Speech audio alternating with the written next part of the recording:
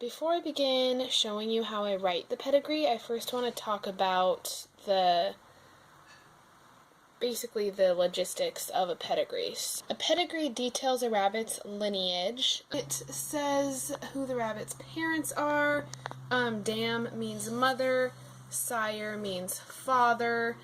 It talks about their colors, their weights, ear numbers, so you know what rabbitry they're from, you know what colors to expect out of whoever you breed this rabbit to and out of these pairs, because you know what genes the rabbits could potentially carry.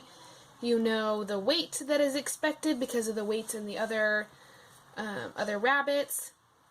The ear number is just a form of identification, and with yours, so this one right here is the rabbit itself. So for this specific one, I'm making one for Howie, who is out of Otis and Butterfly. And Howie is a black Holland Lop, so I would put his name, Holly's Howie. Now the reason why Holly's goes in front is because it's Holly's Hollands Rabbitry, and my prefix is Holly's. So that's what goes at the beginning of every single rabbit's name that is born at my rabbitry. Otis's, for example, Otis is not born here, and his rabbitry is Lucky Lop's rabbitry, and so his prefix is Lucky Lop's Otis. So that would go right here over the sire. Butterfly is born at my rabbitry, so she is Holly's Butterfly.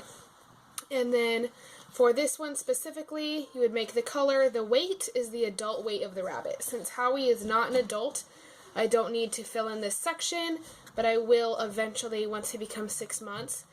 The ear number, every breeder decides a different way to give their rabbits ear numbers. I just do pretty much whatever I want.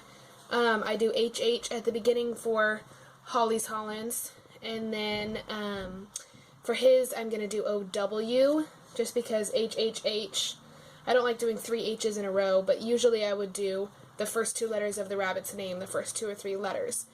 And then date of birth, sex, in this case he's a buck, the registered number, grand champion number, and then how many legs. So these of course are not going to be filled in because, as you know, he's only about 10 or 11 weeks old, so he hasn't been to any shows yet. He hasn't been registered because they have to be over 6 months to be registered. He hasn't been grand championed, obviously, and he has no legs. So those parts don't need to be worried about.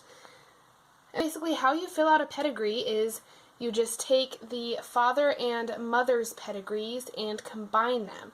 So all of this section here, sorry about the terrible shadow, is the father's side.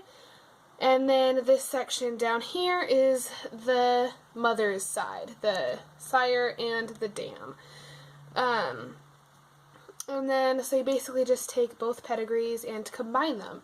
You can't make a pedigree for a rabbit who doesn't have pedigrees of the parents. So if you don't have pedigrees for the parents, you can't make a pedigree for your rabbit, unless you would falsify it, or you would just complete it up to here. If you had rabbits that were not pedigreed and you wanted to start pedigreeing them, you could always do that. You would just only be able to, let me try to fix this shadow.